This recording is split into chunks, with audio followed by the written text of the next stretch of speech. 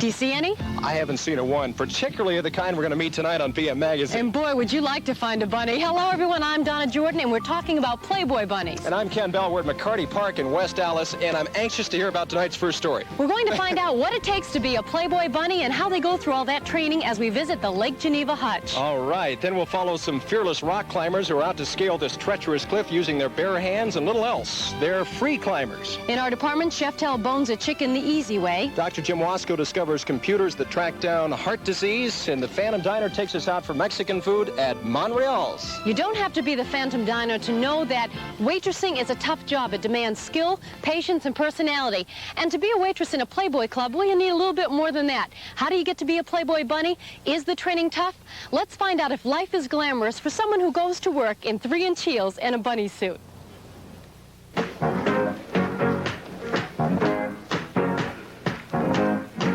Oh, I love them. I think they look delicious.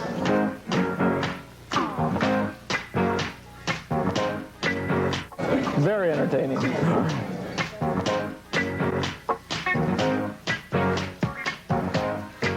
I think they're darling.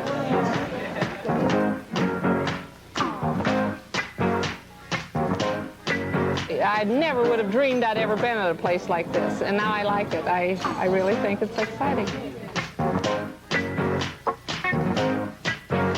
Ah, the Playboy bunny. Despite some rumblings from the women's liberation movement, she still endures as the symbol of an empire. You see, this particular variety of rabbit has been on the minds of men for more than 20 years. That, of course, is just what Hugh Hefner counted on when he began his male-oriented kingdom, making the Playboy bunny as popular to this generation as the Ziegfeld girl was to the 20s.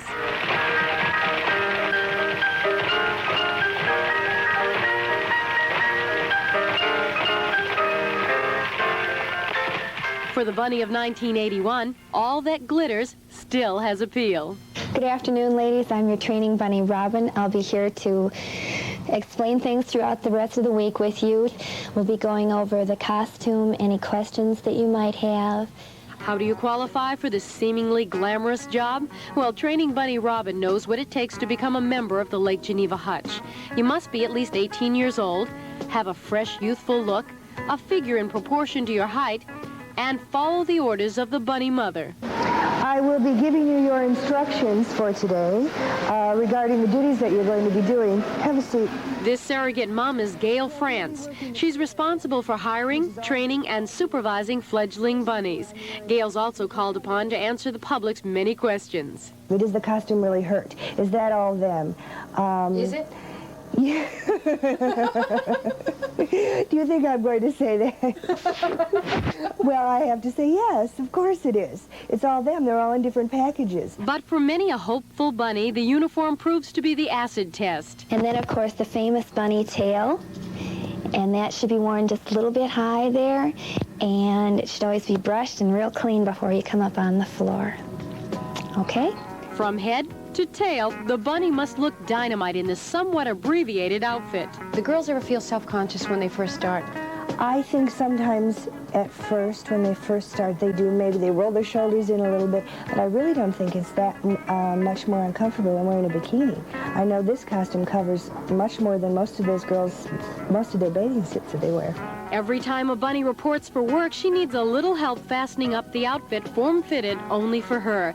In this costume, you don't need the weekly weigh-in to tell you to lose a few pounds. It even affects how you move. You turn to the side, you put your feet together, make sure that your knees are together, your hand, bring your tray back a little bit. Go ahead. Good, you could smile when you do it. There's nothing you can do wrong on the floor if you're smiling. At first it's a little hard because you're shaky on your knees and you have to remember to pull your arm back and not hit somebody in the face.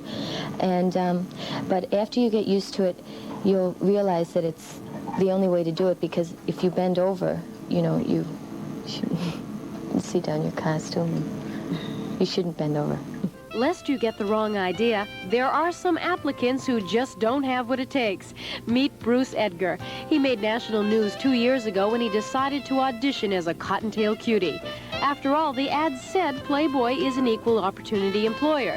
So in search of a story for a Milwaukee radio station, he tried out swimsuit and all. and I got a lot of whistles. So it was a pretty embarrassing situation. I really didn't know what to make of it. And finally they they asked me in for the interview, but they waited. They went through everybody else first. And then I think I was the last interview that they had, so I was just waiting. Go home. I don't know what they were hoping. Well, things didn't quite work out for Bruce. After all, he appears to be more playboy than bunny. But everything's running smoothly for the rest of Lake Geneva's finest. All they have to do is follow the very strict rules. High on the list, no drinking on the job, no dating customers, and much more. When they come back into the hotel to use the facilities, they have to be with another bunny or a female. They cannot be with a male unless they have permission, even if it is their husband. They have to get a little note from me saying, I can sit with my husband tonight and have dinner. They're not allowed in any of the hotel rooms in the area, and they have to conduct themselves like ladies at all times. And if they don't? Then they're gone. There's lots of girls that would like this position. Bunnies aren't the only ones who can break the rules. Occasionally, a guest will get a little carried away, a situation a bunny's trained to handle. First, you try and laugh it off, and then if he persists, we can, go to our room captain, and they handle it. Security, we're well taken care of. As for their pay, it's low, about $2 an hour. But as in any waitress job, the tips make the difference. And of course, fringe benefits, like profit sharing with Playboy Enterprises and the use of most all resort facilities for free. For all the freebies and the hope of being discovered, just how accurate is the public's impression of bunny life? To the public eye, it is glamorous. Once you get behind the kitchen doors, it's not so glamorous. It's okay. It's a waitress job in a 3-inch heels and a suit.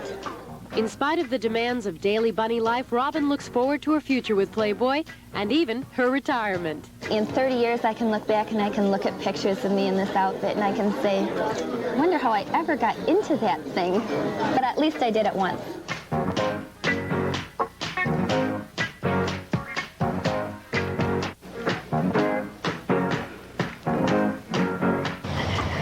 Remember, it's not as glamorous as it looks, but if you'd still like the challenge to find out whether or not you can be a Playboy bunny, just call the Lake Geneva Hutch and they'll give you the time of the next audition. We've got more PM Magazine coming right up, so don't go away. Top walk.